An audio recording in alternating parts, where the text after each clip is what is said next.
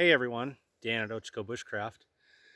Well, I guess I don't need to tell you guys, we're definitely living in some unusual times. Now, had somebody come up to me, say just 4 or 5 months ago, and said, hey, in a couple months, there's going to be a pandemic and most of America is going to be in lockdown, I would have probably said, you've been reading too much post-apocalyptic fiction. Well, here we are living it out.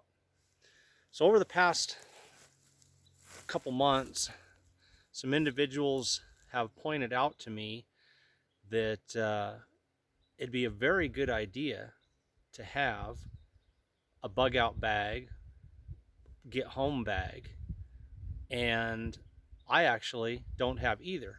What I have is my bushcraft pack. You guys who've followed my videos have seen my pack out with me numerous occasions. And when I travel, whether it be out here to the woods or, to a city over on the other side of the mountain or whatever, normally I would just put my bushcraft pack in my vehicle, and figuring that if I needed to get home or if some strange scenario came up where I needed to bug out, I would just go through my bushcraft pack, take out what I didn't need, leave in what I did need, and head off with it. Well, the thing is, it's just too big, it's too bulky. It's got a lot of stuff in it that I like to have out here just for doing bushcraft, but wouldn't be essential to carrying to get home or get to a bug out location. And I really wouldn't want to take the time to sit in my rig and decide, okay, this is what I want to leave behind, this is what I want to take, and I may not have time to do such a thing, in which case I might be getting rid of it on the way home and never be able to go back and get it. So I decided to heed some others' advice and start putting together a lightweight bug out bag slash get home bag. Now, I know for some individuals, and it depends a lot probably on your environment, where you live, training, etc., those would be two different things. Where I am in a rural area where it's only a few miles to get out to the woods, a lightweight bug out bag to travel to a location where all of my supplies are pre-positioned would serve the exact same purpose as a get home bag, where I'm out here in the mountains or up on the high desert or in the next town over and I need to get home. Either way, I'm traveling through either the high desert or the mountains because I live in a rural area. So having this pack will serve two purposes. So over the past month, I have probably done well over 100 hours of research. I have been watching numerous YouTube videos by people who've put together bug out bag and get home bags. I have read articles on the internet. I've gone back through my survival library. I've talked to individuals who've had bags for years and had the chance to, go out and test them, find out what works, what didn't work. One of those individuals I want to specifically mention, and in the comments I'm going to put his YouTube channel for you guys that want to check it out. His name is Ken. His channel is Ghost Honda, and he's been teaching wilderness survival and bushcraft for many years. He heads up Central Oregon and Primitive Skills over here where I live, and he's actually the gentleman that taught me how to do my first bow drill some years back. And he has a very good bag, and we'll be posting a video probably about the same time this one comes up or shortly thereafter of his bag and what he carries. Me, now, like I said, I'm just getting started. So I'm actually asking for your guys' help. I want your input. As I said, I've done probably over 100 hours of research, and I've got a list, I've got some ideas. I've made my first couple purchases, which I'm going to go over with you in just a minute. I've got what I chose for a pack. I've got back here what I've chose for a knife, and I'm going to share those with you guys. Other things, I've got some good ideas. I've got some things that I've already ordered. I got things that I haven't pushed the order button on yet because I'm still trying to do more research. You guys got items that you want me to check into and research that you think that I should carry in my bag? Put it in the comments. I'll check it out. I will investigate, read reviews on and weigh everything out on what I think will work for me. So I'm definitely seeking advice, input from you guys who've been doing get home slash bug out bags for a while and have experience with them. Okay, so I wanted to get a pack that is compact, deliberately a smaller pack to force myself to focus on only the essentials. I want to rely on my skills. I want to rely on my physical conditioning, carrying the gear that I need to stay hydrated, that I would need if I needed to get a fire, if I needed to maintain body temperature because I'm traveling in the cold or I'm traveling in the heat, things to treat minor injuries, and of course, to stay well, to stay healthy, to keep my energy levels up while I'm traveling. Maybe I got to walk for 12 hours a day for 3 days. So be it. So my choice on the pack is the 511 Tactical Rush 12. It's a 24-liter pack, so it's a fairly small, compact pack. But going over, the list of what I think I would need to carry based on my skills and again, physical conditioning, I think that everything that I need will fit in this pack. So it's got nice padded shoulder straps, which should allow me to walk comfortably for a long ways without my shoulders getting sore. Sternum strap to hold it in place. No waist belt, but I chose that deliberately because I've used a lighter pack like this on a very long hike, carrying just was it like maybe 12 to 15 pounds of gear with just shoulder straps, and for me it was very comfortable. I could move fast, I could climb up and over rocks, I could just jog for short distances. So with that in mind, that's why I chose the 511 Tactical Rush 12. Back pocket full of slots. I thought that would be handy. It gives me a chance to separate things. Obviously, I'm going to have, compass, fire starting kit, water purification. I got a variety of pockets, slots, zippered pocket back here. So it should make organizing stuff pretty simple, to where, hey, it's back here, hey, it's down in here, or it's sticking up right here, whatever it is, I can grab it rather than having to dig around in one big pocket where nothing's organized. Attachment points, on my bushcraft pack, because I have done wilderness first aid training, I carry an extensive first aid kit. I will put together a lighter, smaller version, but having these straps out here to fasten it to.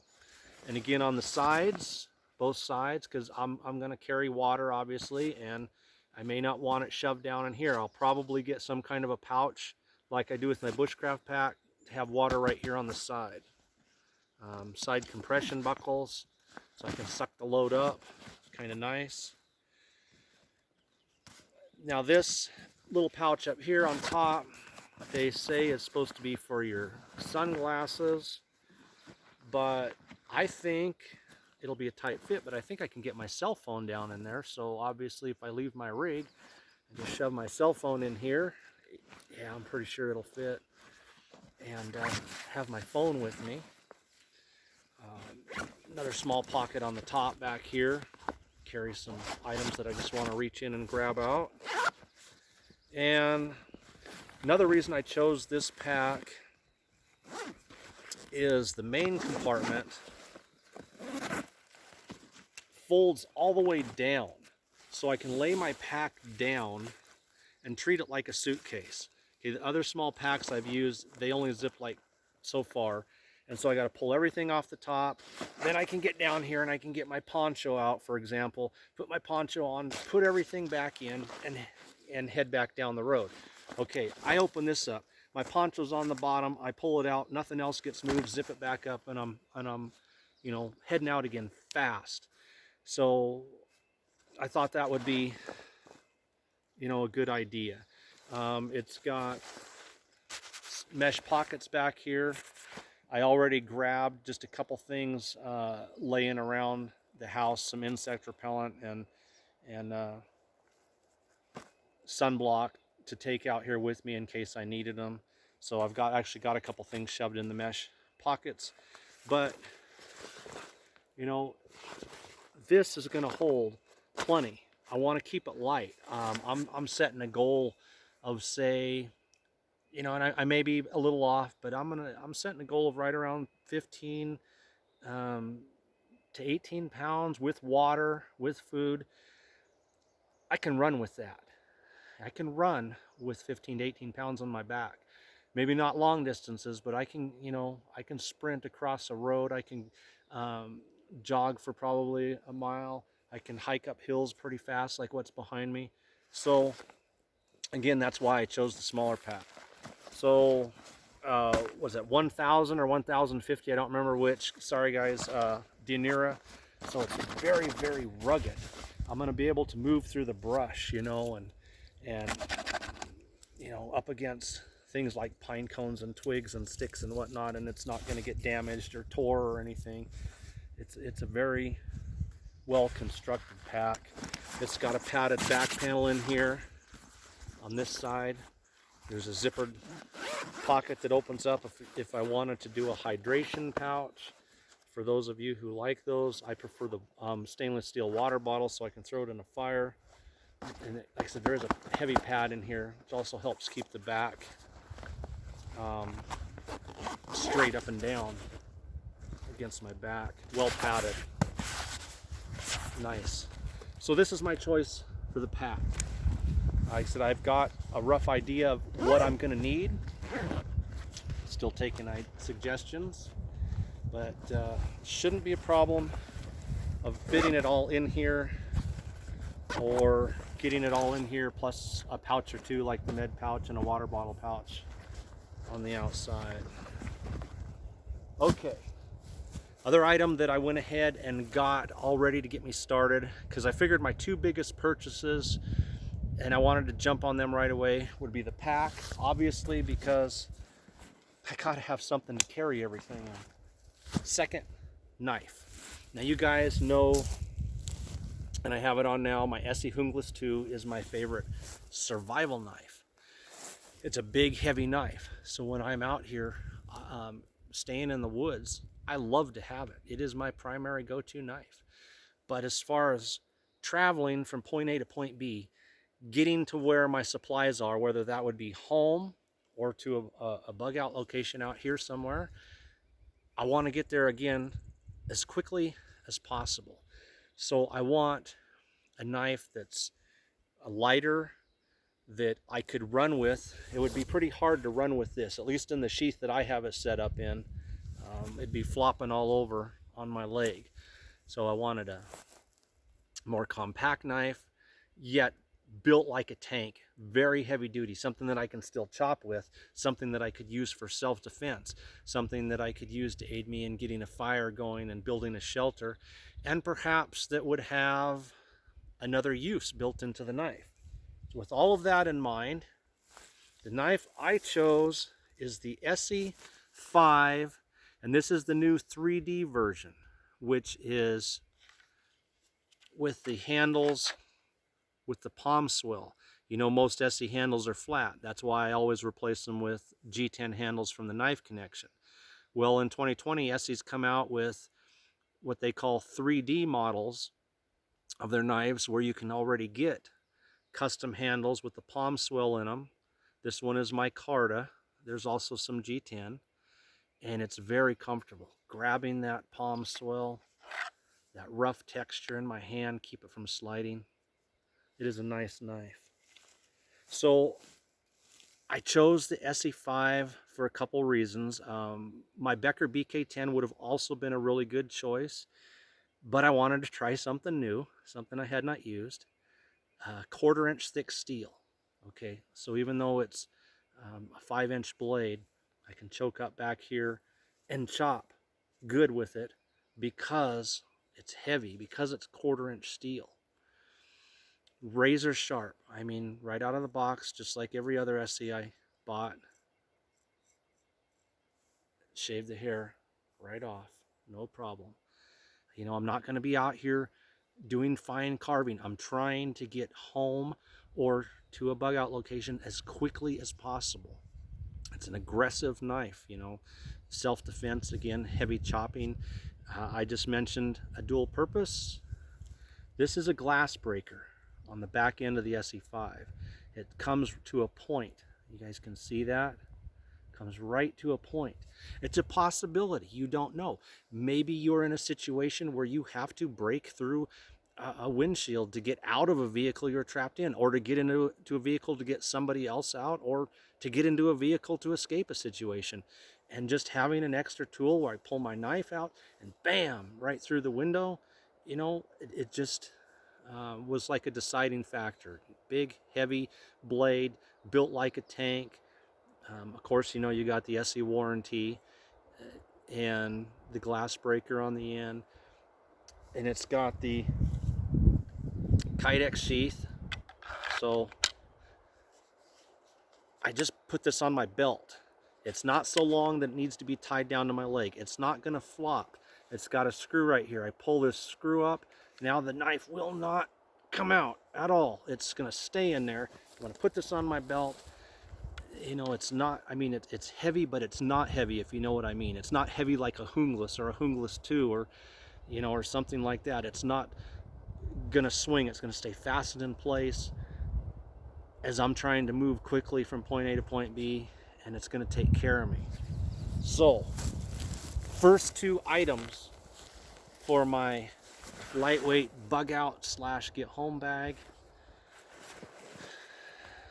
511 Tactical Rush 12 backpack, SE5 knife. As I said, I've got some stuff ordered, and I got some more stuff that I need to order. So guys, if you got any information on things that are part of your kit, specific items, brand names, whatever that you have found that you really like, put them in the comments. I will check them out.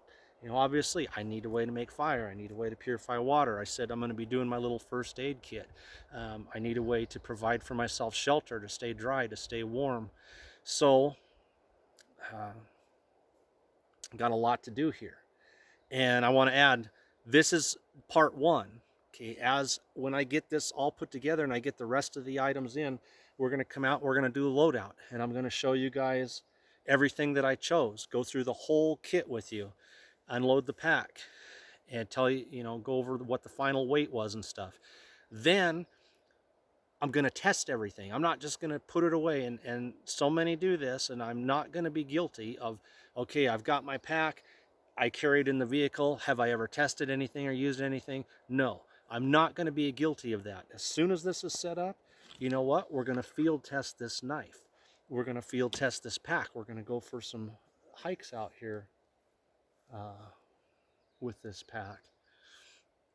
Whatever I choose for a shelter, we're going to come out and we're going to build a shelter. We're going to test the fire making. We're going to test the water purifying. We're going to test out as much as I can and see how it works. And we're going to put it up on videos, and it'll all be a part of this series. So this is just part one. Anyway, guys, with all of that being said, this is the beginning. And if there's some of you who are like me, you've always just thought, hey, I've got my bushcraft pack, and if I ever need to get home, you know, I'll have it with me or whatever. I guess I would challenge you to respond to the same challenge that was given to me. You know, guys started saying, you know what? Things are a little unsettling out there, and a situation very easily in this environment could arise where you do need to bug out, or you do need to get home and you can't use your vehicle. Put together something specific for those situations. I accepted the challenge. I'm working on it. So I guess for my fellow bushcrafters, if you just have your bushcraft pack and have basically been doing what I've done in the past, I'm issuing you guys a challenge to do the same as me. Put yourself together some type of a get home / bug out bag, and I would love to see it. Whether you send me an email with a photo, tell me about it in the comments, whatever. I would love to see what you guys have done, are doing, or are going to do. In the meantime, stay safe out there, and thanks guys for watching.